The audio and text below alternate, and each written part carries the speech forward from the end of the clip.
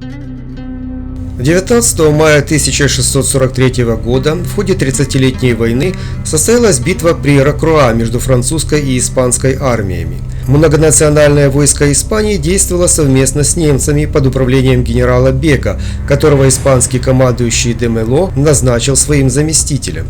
Когда французский военачальник герцог де Канде строил свою армию в боевой порядок, Мело послал гонца к Беку, чтобы тот пришел на помощь, но немецкий командир посчитал свою помощь излишней, продолжив осаждать крепость Рокруа. В результате 6000 ее солдат не участвовали в сражении. Французская армия состояла из 22 тысяч солдат, испанцев было 27 тысяч. Пехота французов была построена в две линии, батальоны располагались в шахматном порядке. Сзади находился резерв, состоящий из пехоты и кавалерии. Эскадронами левого крыла командовали Лапиталь и Лаферте, правого Конде и Гассион. Перед пехотой было поставлено 12 орудий. Испанская армия была построена в три линии, на флангах тоже находилась кавалерия. Перед пехотой расположились 18 орудий. В лесу, примыкавших к коннице левого фланга Альбукерке, испанцы спрятали 1000 пехотинцев. Эта засада должна была компенсировать превосходство французской кавалерии. Правым флангом испанцев командовал Изенбург. Но испанский дезертир рассказал французам о засаде и о том, что Бек еще не присоединился к главным силам Испании. Для уничтожения засады был послан сильный французский отряд. Французские орудия открыли огонь в 4 часа утра. Испанцы ответили тем же. Битва началась около 5 часов кавалерийской атакой обоих французских флангов. На левом крыле Лаферте атаковал слишком быстро, расстроив ряды конницы во время сближения с противником. А Изенбург повел своих людей в атаку медленной рысью, сохранив порядок.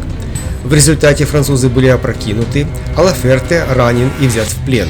Лапиталь с остальной частью кавалерии пытался контратаковать, но тоже был ранен, а его эскадроны бежали.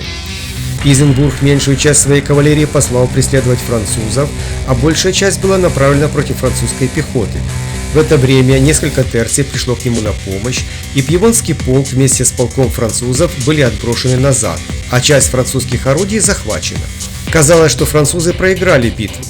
Но на другом крыле бой сложился совершенно иначе. Гассион с 7 эскадронами двинулся через захваченный ранее лес, чтобы обойти Альбукерке слева.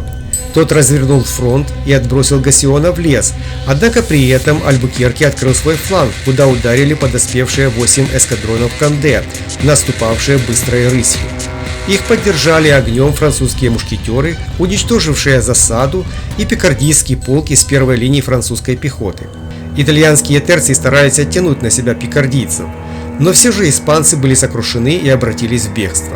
Канде и Гассион разделили свое крыло на две части. Гассион с меньшими силами был отправлен в преследование, а сам Канде с большей частью эскадронов обошел испанцев с тыла, ударив во фланг валлонам из Бельгии и немцам. Эти подразделения не оказали серьезного сопротивления и были сметены первым же натиском. В их рядах было недостаточно пикинеров, чтобы отразить атаку кавалерии. Тем временем Изенбург на своем правом крыле теснил французскую пехоту. Казалось, что она будет обращена в бегство. Но в отличие от Канде, он атаковал противника в лоб. Удачный момент был упущен. Французский резерв из 800 кавалеристов контратаковал Изенбурга, остановив его атаку. Испанцы бросили вперед свою вторую линию. Их 2 терции противостояли 4 полкам испанских сил. Некоторое количество валлонов из разбитого крыла Альбукерке соединилось с Изенбургом. Несмотря на это, французам удалось их оттеснить и вернуть несколько потерянных орудий. Исход боя висел на волоске, и тут Канде, обойдя линии центра, появился в тылу Изенбурга. Лапиталь с уцелевшими остатками кавалерийских частей левого фланга покинул лес и атаковал немцев в правый фланг. Раненый Изенбург сопротивлялся, но ситуация была безнадежной. Один испанский полковник попал в плен, другой не смог остановить бегущее крыло.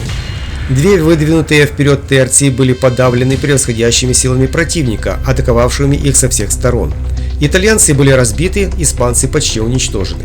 Оставшиеся 5 терций испанцы перестроили в каре, однако Канде тоже перестроил свою армию для атаки. 3 первых атаки были отражены испанцами. В это время отряд, охранявший испанский лагерь, предпринял попытку ускользнуть вместе с обозом и осадными орудиями, но эскадрон французов догнал их и разбил, захватив весь обоз. Около 9:30 французы готовили четвертую атаку. К этому моменту исход боя был уже предрешен. Для поддержки лобовой атаки пехоты французы подтянули несколько орудий, а французская кавалерия зашла в тыл испанцев.